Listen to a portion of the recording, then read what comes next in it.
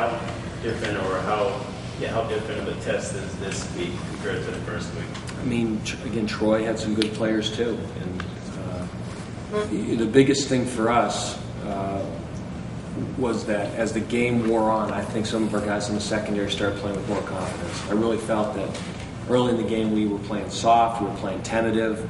It looked like we had two corners who had started their first game, and they were. It was two corners who started their first game.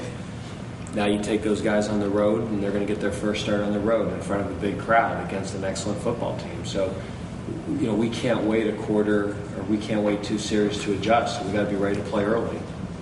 Missouri is not a team that, it's going to be tough to spot them a 14-point lead.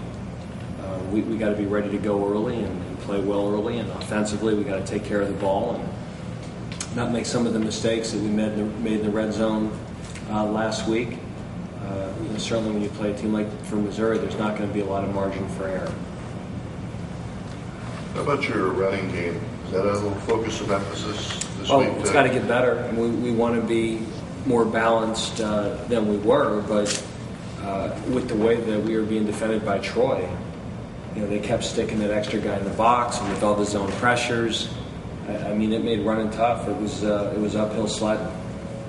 And because of that, we had some good matchups on the outside, and we threw the ball well. So we went into the Troy game wanting to run a little bit more than we did, but when we kept getting the coverage package that we were and the fronts that we were, again, we had some matchups on the perimeter that we felt we had to win, and unfortunately we were able to protect, get open, and throw the ball.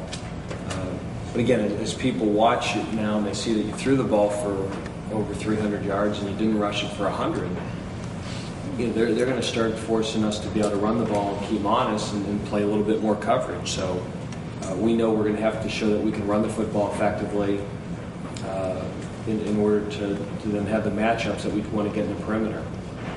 So it's all a numbers game, and the numbers were very favorable to throw the ball against Troy, and at some point the numbers are going to be favorable to run it, and then you got to be able to run it. I think my biggest disappointment on the game Thursday is when we got the ball back with 6.5 minutes left inside the 20 that we were unable to run the football and get a first down. That was disappointing, because at some point this year we're going to have the lead in the fourth quarter, and we want to be able to run the football and make first downs and get off the field without giving the football back.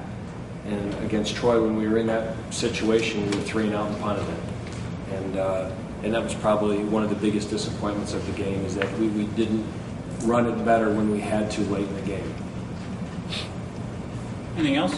What do you think about this big flag with a W flying around out here? It's pretty neat, isn't it? Yeah. I like looking at it.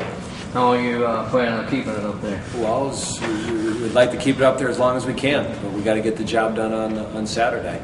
So we're going to keep that thing up after the wins, and hopefully we can keep it up there for a while. But it's a reminder to our players that it's another reward for getting the job done. And our athletic director, Greg Christopher, talked to me about that, starting that as a new tradition, and I thought it was a great idea on his part. And we told our players about it, and our goal is to have that thing up there as often as we can. Thanks, Coach. Okay, thank you.